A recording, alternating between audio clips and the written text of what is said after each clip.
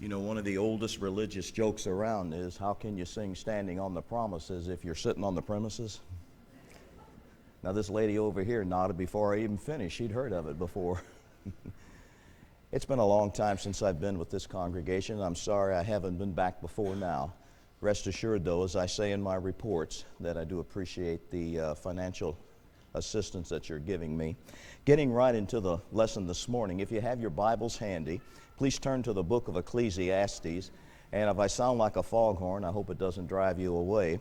But I'll do the best that I can. It's times like this I'm thankful for PA systems. But we're going to look as much as time will allow here, and I've told the brother to please put up his hand and let me know so I don't go past the time. When you read the book of Ecclesiastes, to me it's almost like looking in a mirror, because Solomon tells there what life is under the sun and how he experienced everything, as we'll soon read, for as much as time will allow.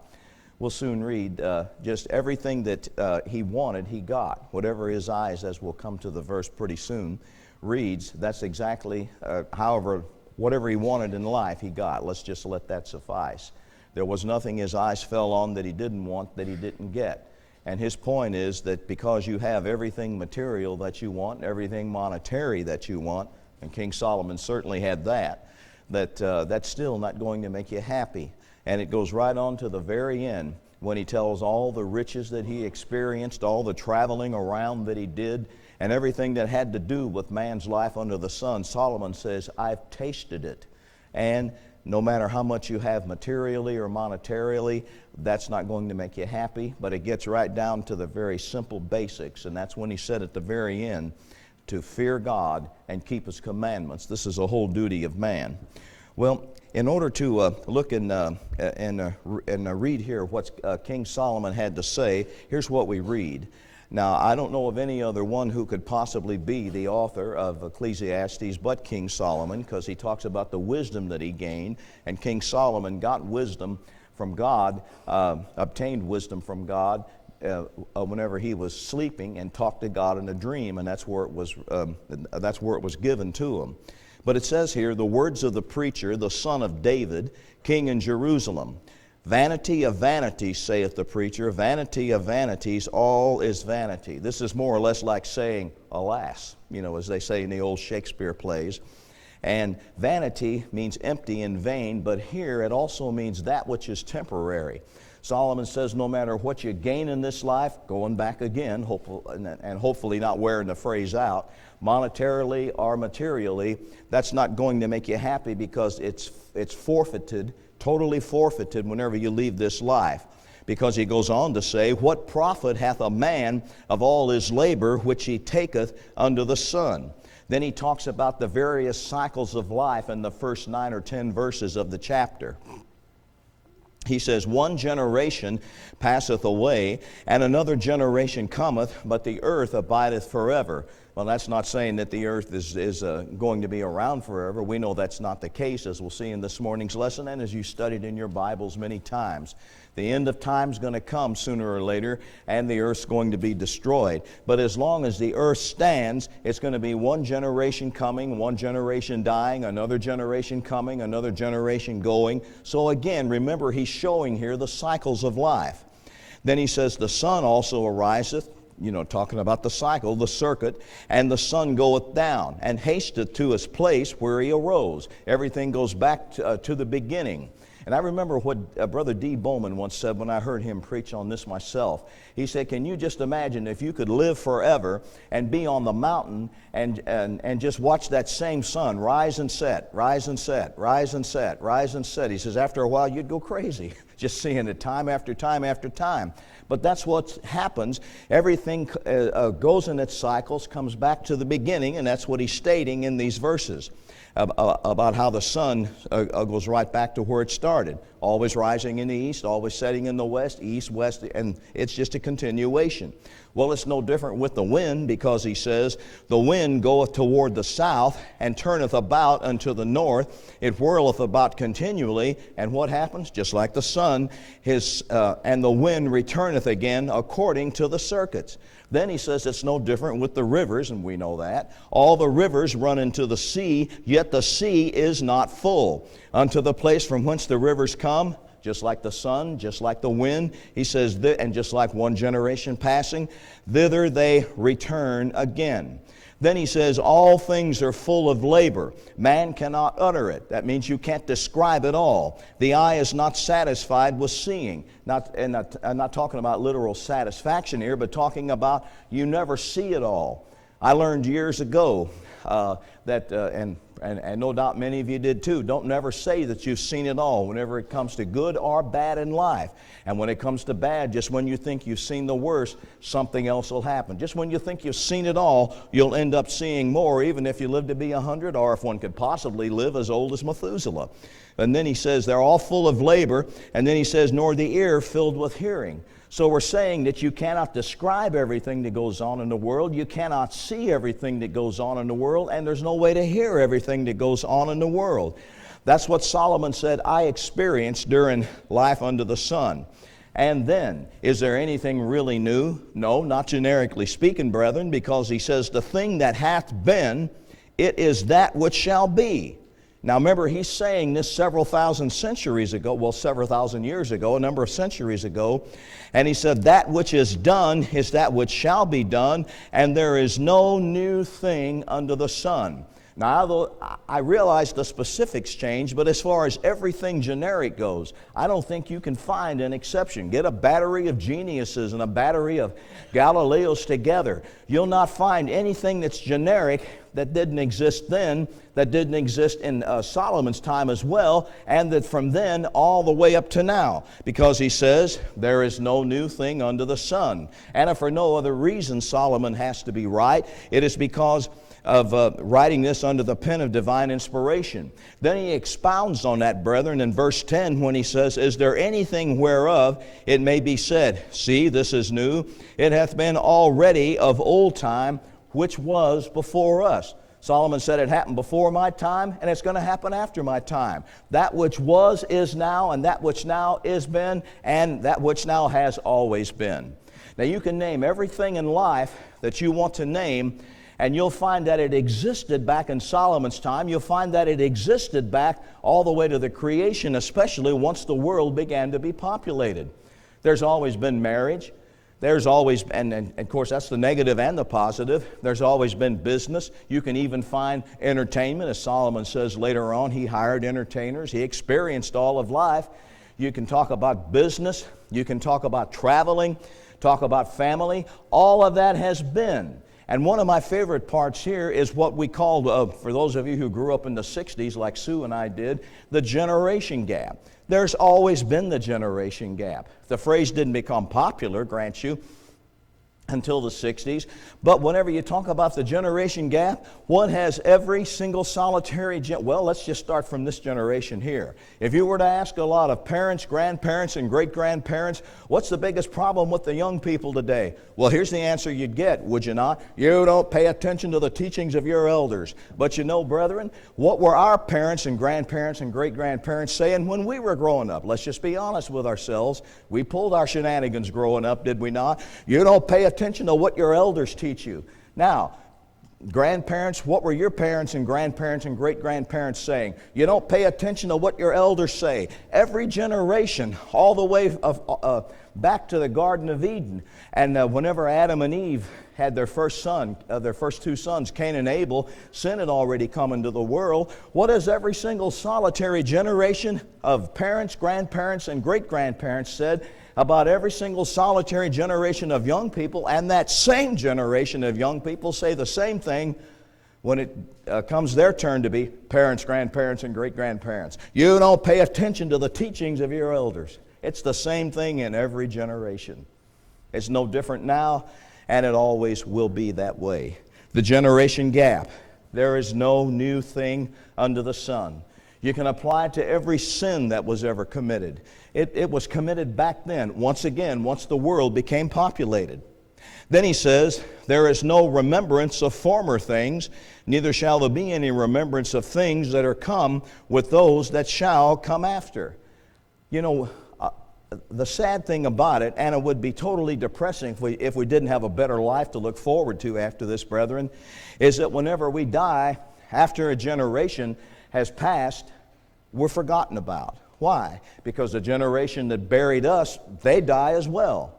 And how many times, how far back can we go? Now, I know we've got Ancestry.com and things that we didn't have before, but a lot of times, how far back can you go? Many times, it's not any farther back to your great-grandparents or your great-great-grandparents. And once a person passes on, unless one really leaves a particular indelible mark, such as Mr. Washington or Mr. Lincoln or somebody, unless it's that, after you pass on a generation or so after that, who would know Philip North? Who would know Sue? Well, all the generation passes, and it goes right back to what he said in verse 4. One generation passeth away, and another generation cometh, but the earth abideth forever. That's one reason it doesn't pay to be arrogant, because one day we're going to leave this life. The late black evangelist Marshall Keeble said, if you don't think you're dirt, just die. That's exactly where you'll go back to. Because, after all, it does say man was formed from the dust of the ground. Then he goes on to say, repeating what he said in verse 1, I, the preacher, was king over Israel in Jerusalem. That was 40 years, just like his father David, and just like the one before that, King Saul. And I gave my heart to seek and to search out by wisdom. Remember the great wisdom that God gave him concerning all things that are done under heaven. I wanted to find the why or the wherefore to everything. This sore travail hath God given to the sons of man to be exercised therewith. God wants to have His ways explored. He wants to have His creation explored. We need to look in awe of God here. But He says, I sought to find out the answer to everything.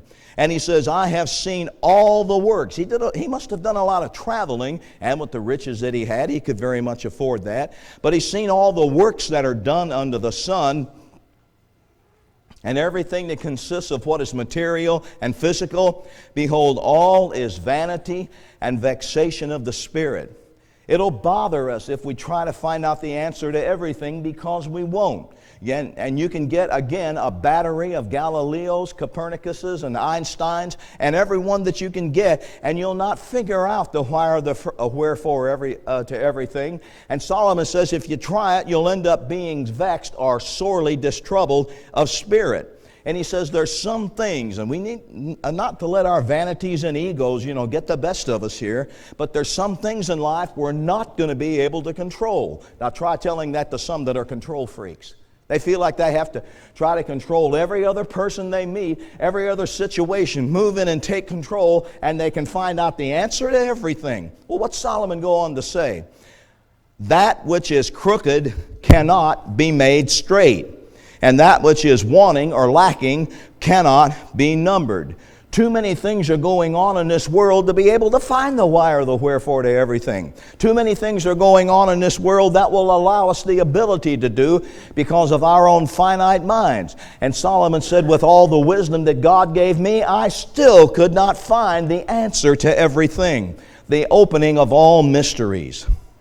Then he says, I communed with mine own heart, saying, Lo, look, I am come to great estate, and have gotten more wisdom than all they that have been before me in Jerusalem. Yea, my heart had great experience of wisdom and knowledge. Even though he found out answers that perhaps no one else in his day and time could find out, possessing all the wisdom that God gave him, he says, I gave my heart to know wisdom. He really devoted to searching and to know madness and folly. He experienced the crazy. He experienced the insane. He experienced all the happy. He experienced all the sad. But then you know what happened? Something is going to happen to you if you seek to try to learn too much. That's not saying we shouldn't learn all we can about the Word of God, but if you seek to try to find out too much of the why and wherefore, he says, in much wisdom is much grief, and he that increaseth knowledge increaseth sorrow. Now, if a lot of you in here are like me, maybe all of you in here are like me in a way, you've sought to find out the answer. There was just some things that hit you in life, you made it a quest to try and find out. And you searched and searched and searched, and when you finally found out the truth of it, you wish you hadn't even started to begin with. Why? It makes you sad. Much wisdom is much grief. And you say and he says here that he that increaseth knowledge increaseth sorrow. The more you know, the more you realize there is to know. The more you know, the more you realize that you don't know. And the more you learn, the more you realize you'll never learn at all. I think that's what Solomon seemed to have in mind here. Well, he speaks about vanity of human wisdom in this first chapter and the various cycles that go in life. And then, as much as time will allow here, we see in the beginning of chapter 2, the vanity of pleasure and wealth. I obtained it all, Solomon said, and it still did not give me happiness. Momentary pleasure? Yes. Momentary satisfaction? Yes. But actual happiness? Brethren, that is something that comes from within. That's something that's intangible. In other words, you can't touch it. I can touch this pulpit. You can touch the person sitting next to you. And you can touch the seat that you're in right now. But you can't physically touch happiness. That's the difference there that many people don't seem to learn. It's intangible and material and physical things, no matter how much you, even if you're as rich as John D. Rockefeller, a native of Arkansas, the Rockefeller family, probably all of you knew, you still don't find happiness. He said, I said in my heart, go to now and I will prove thee with mirth, that's pleasure. Therefore enjoy pleasure, and behold, this also is vanity. Life consists of more than just all pleasure. Then later on he talks about how life consists of more than just all mirth. I said of laughter, it is mad. To spend all one's time in just trying to look for something that's funny, that's not having a full life. It's nothing wrong in doing that way. We don't need to go walking around with a face this long, especially if we claim to be New Testament Christians. But the idea is that one thing alone, too much of one thing is not good. And of mirth, what doeth it? What does it possibly accomplish? Then he says, I sought in mine heart to give myself unto wise, yet acquainting unto wine rather, yet acquainting mine heart with wisdom, and to lay hold on folly. I experienced everything pro and con, positive and negative, till I might see what was the good for the sons of men, which they should do under the heaven all the days of their life. Now, what'd you do, Solomon? I made me great works. I builded me houses, invested in real estate. I planted me vineyards, all that has to do with farming and agriculture. I made me gardens and orchards, and I planted trees of them of all kinds of fruits. Well, common sense is going to tell you if you plant something, you got to have some sort of irrigation going on. Those of you in here who are farmers or have been farmers, you know the truth of that. Because he says, I made me pools of water to water, therefore the wood that bringeth forth. All that had to do with the gardens and the orchards and the vineyards. I got me servants and maidens. In other words, everything that I wanted, I got, and to help me, I had to get help in order to maintain all that I got in this world. Servants and maidens, and had servants born in my house. Back then there were more than one wives allowed by God. Also I had great possessions of great and small cattle. How much? Above all that were in Jerusalem before me. I had more than any one of my day and time, and everything that pertained to life, as we'll see here, right on down to all the silver and gold and entertainment. Well, let's just read what he says. I gathered me also silver and gold, and the peculiar treasure of kings. In other words, a treasure that we talk about peculiar treasure, that which no one else could have or few people could find, and of the provinces. I got me men singers and women singers, right on down to having all the entertainment that I wanted, Solomon said, and the delights of the sons of men as musical instruments, and that of all sorts. So we see here everything pertaining to home, everything pertaining to business, everything pertaining to pleasure, personal pleasure, everything pertaining to property, everything pertaining to gold and silver, right on down to everything pertaining to entertainment. I got it all, I had it all. Then he says, so I was great and increased more than all that were before me in Jerusalem. Also my wisdom remained with me. He didn't get so far carried away, but what he didn't keep his wisdom with him, trying to search out all that had to do with life and all the deep things that had to do with life. And he says, whatsoever, as I said before myself, whatsoever mine eyes desired, I kept not from them. I withheld not my heart from any joy, for my heart rejoiceth in all my labor, and this was my portion, or a reward, you may say, of all my labor. Now, it's like Solomon is saying, I said all of this to you in order to say that, all of that in order to say this. Then I looked on all the works that my hands had wrought, all the business, all the pleasure, all the entertainment, all the home life, that my hands had wrought or brought about, and on the labor I had labored to do, and behold, through all of his wisdom he could still see this. All was vanity, temporary, and vexation or trouble of spirit, and there was no profit under the sun. Can you just imagine being involved in one project after another? You're kind of proud of yourself, and a certain amount of pride is not right. It's the extreme that God doesn't like, as he had Solomon say in the Proverbs a number of times. But you go through all of this, getting everything that you want, and you feel happy about it, but then you suddenly realize it's all going to be gone one day. Now, it's a sobering thing, and I know it makes a materialistic person kind of have the veins pop out of the neck. Many don't like hearing it, but the sad thing is that no matter how much you get in life, it's all going to stop at the grave. No matter how much you learn of education, that stops at the grave. No matter how much material and physical things, that all stops at the grave. It's all going to be left behind. And the sobering thing is, whenever we pass from this life, who's going to get that wardrobe of clothes that we have? When we pass from this life, who's going to get the cars that we own? Who's going to get the home or the homes that we own? Who's going to get all of our property? Who's going to get all of our jewelry and all of the clothes that we currently have? That's only borrowed, temporary. And one of two things is going to happen. A lot of it's going to rot away. A lot of it's going to wear away. Everything in this life grows old and wears out, as I'll mention in this morning's sermon. And that is to say, the later sermon. And all of that's going to end. It's going to stop. And then where are we going to be in eternity? Solomon said, you can get everything that you want, and it's still not going to make you happy. Now, many would disagree with that, but many have found that out the hard way. I wish I had this particular sheet in front of me, but many of you have heard the phrase how money is able to buy a bed but not sleep. It's able to buy a house but not a home. You've heard of that many times, I'm sure, or phrases along that line. And then he goes on to talk about the futility of labor. He says, yea, after he realized the great wisdom that God gave him, through all the things that he had, he says, yea, I hated all my labor which I had taken under the sun. Why? Because I should leave it unto the man that shall come after me. We're going to leave it to somebody somewhere along the line. All of it's going to be taken up, even if the county doesn't come and take it. All of it's going to be taken up by somebody else. And again, it's either going to wear out, some of it's either going to wear out before we leave this life, or we're going to leave it behind. When my other wife, Linda, had passed on, rather before she had passed on, she gave me a special birthday gift one time. We went to Memphis and saw Elvis's Graceland.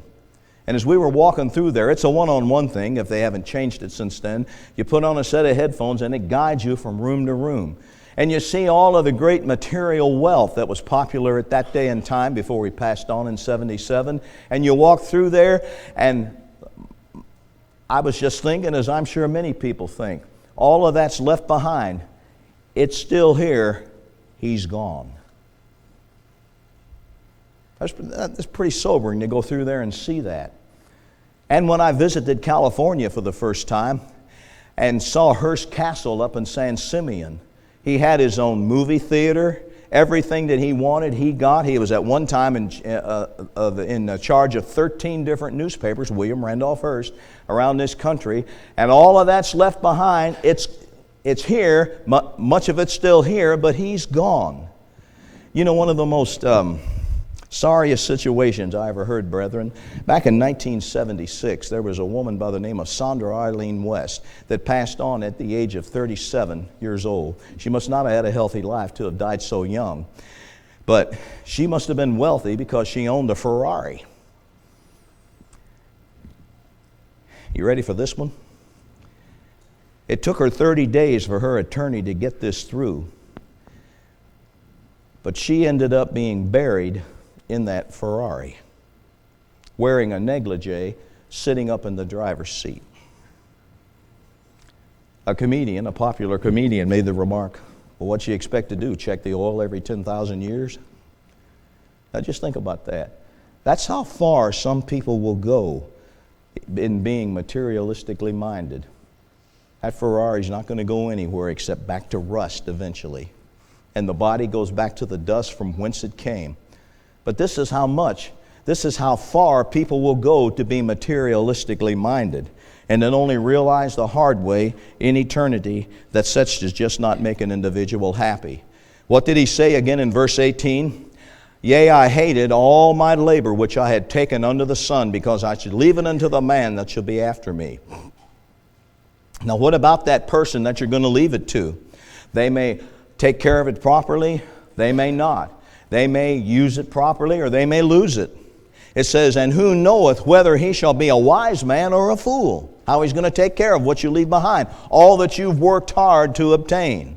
Yet shall he have rule over all my labor wherein I have labored, and I've got no control over it, Solomon says, and wherein I have shown myself wise under the sun. This is also vanity. It's an empty feeling. Maybe you've heard the term empty barrels make the most noise. Well, that's what vain means, is empty.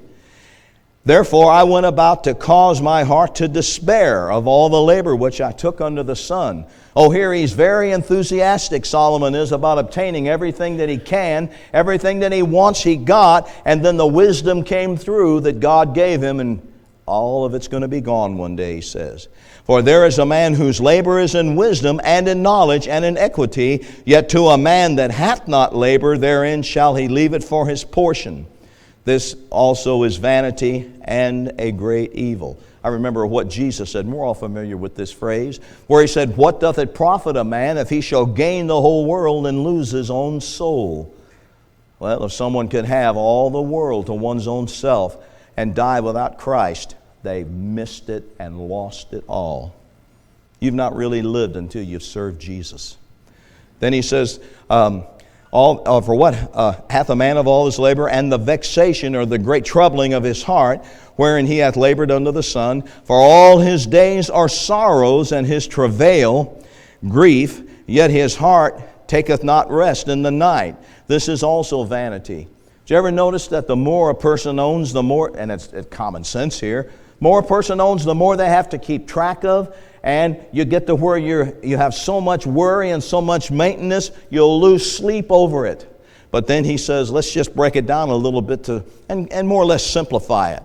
He says, there is nothing better for a man that he should eat and drink, and that he should, in other words, enjoy his living, make a living, and that he should make his soul enjoy good in his labor. Don't just work and not earn the rewards, or learn and enjoy the rewards of it, he says. This also I saw, that it was from the hand of God. All that was put under the sun, God meant for us to enjoy, but He meant for us to be careful with it as well. For who can eat, or who else can hasten unto more than I? You haven't been through it, I've experienced it all, and there's just no way. And then we'll close here. For God giveth to a man that is good in His sight, wisdom and knowledge and joy.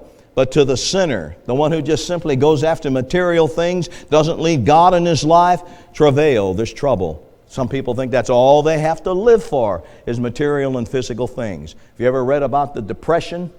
Many were jumping out of the window because they lost all the money that they had. They were killing themselves in various ways because they felt that's all they had to live for. Solomon said, no, it goes beyond that. Even if you get it all like I did. He says, to gather and heap up, that he may give to him that is good before God. This also is vanity and vexation of the spirit. No, there is no new thing under the sun. And I'm reminded of the phrase that one reason history keeps repeating itself is because mankind keeps making the same mistakes. I thank you for your time.